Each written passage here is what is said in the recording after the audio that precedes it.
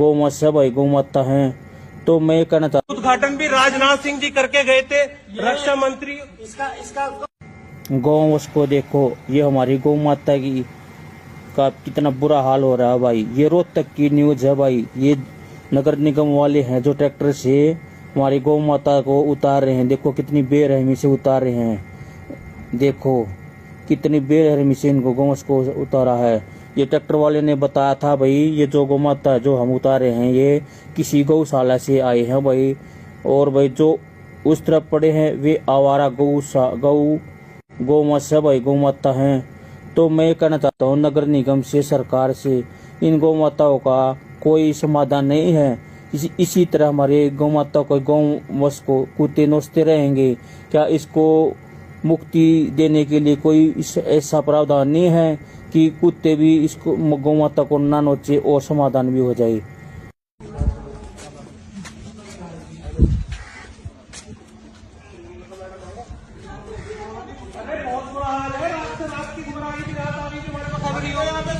भाई जय हिंद साथियों, मैं आपका छोटा भाई शादाब राठी चंडीगढ़ बुड़ैल से। ये मक्खन माजरा का हाल है। ये देखिए मक्खन माजरा में गायों का क्या हाल कर दिया। देखो नवाब भाई दिखाओ, ये हमारी पार्षद मैडम है हमारी पार्टी से प्रेम लता जी। ये देखो इनका रो रो के बुरा हाल है और गाय की हालत देखो क्या हाल है। ये देखो छोटे छोटे मासूम से बछड़े, ये देखो ये क्या हाल है, क्या कर रखा है। ये क्या है आखिर?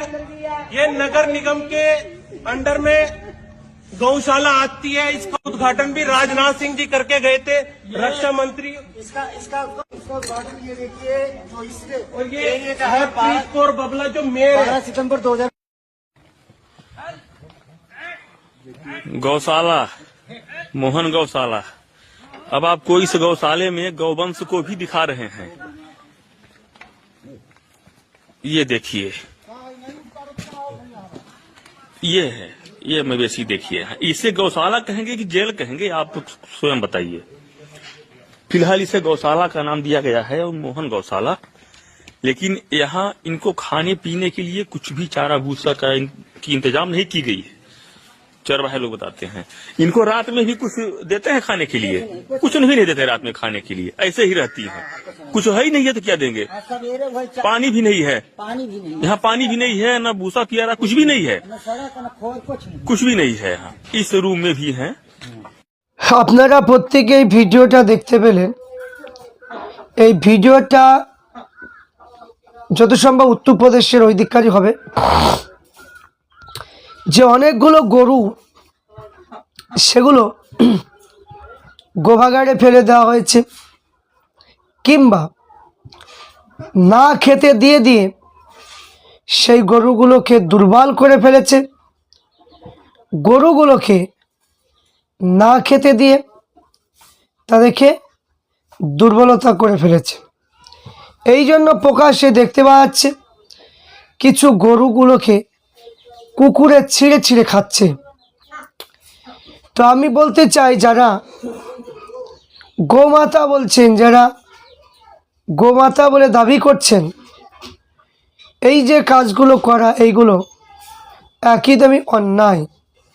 কারণ এই রকম করে একটা গরুকে কখনো অবহেলিত করা এটা উচিত নয়। কারণ এখনকার সময় যা খড়ের যা দাম, প্রত্যেকটা জিনিসপত্র যা দাম, একটা গরু পোষা খুবই কঠিন। তো এখানে একজন নেতৃত্ব দিচ্ছেন, একজন নেত্রী বলছেন, যারা ঘোষ ভাই রয়েছে, যারা মুচি ভাই রয়েছে, যারা গরু খামার করে আছে, যারা গরু পুষে, তাদেরকে নিয়ে বলছে প্রকৃতি যদি এরা হিন্দু হতো তাহলে কখনো এরা গরু ব্যবসা করতো না। এই বলে অনেক ইঙ্গিত করলো, আমরা সেটা শুনতে পেলাম।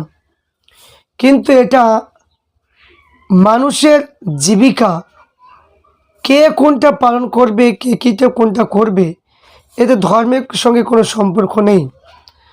তো আজ তারা গরিব মানুষ বিভিন্ন ঋণে চুবড়ে আছে, লোন নিয়ে গরু পুষছে, আর সেই সমস্ত মানুষগুলোর পেটে লাথি মারা হচ্ছে। এবং হকারদের পেটে লাথি মারা হচ্ছে। রাস্তাঘাটে যে সমস্ত দোকানগুলো রয়েছে সেই দোকানগুলোকে উচ্ছেদ করে দেওয়া হচ্ছে, সেই দোকানগুলোকে ভেঙে দেওয়া হচ্ছে। তো এই যে কাজগুলো করা, এটা একদমই উচিত হচ্ছে না।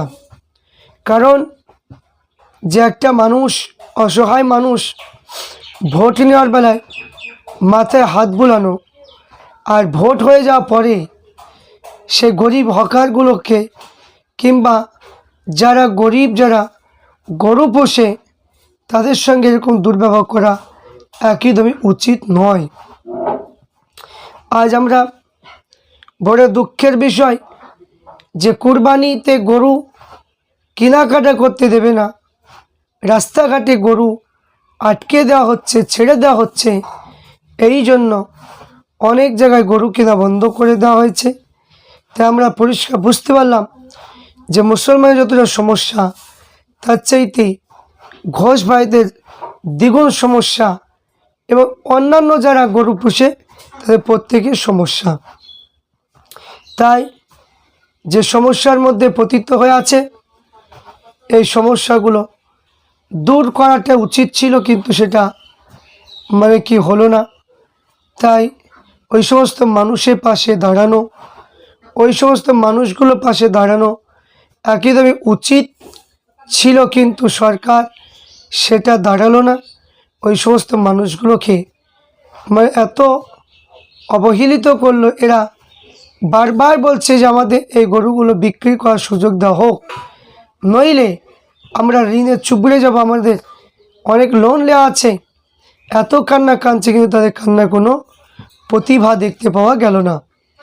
তাই এখানে আমাদের যে কুরবানি, প্রত্যেকে নিয়াত করে ফেলেছে যা গরু আর কেউ কিনবে না, গরু আর কুরবানি দেবে না। এখন যা কুরবানি দেওয়া ছাগল কুরবানি দেবে।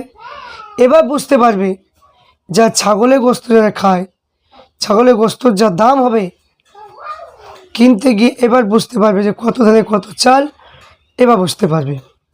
তাই প্রত্যেককে বলবো যে ভিডিওটা দেখুন, বেশি শেয়ার করুন, সম্প্রীতি, বাংলার সম্প্রীতি বজায় রাখুন।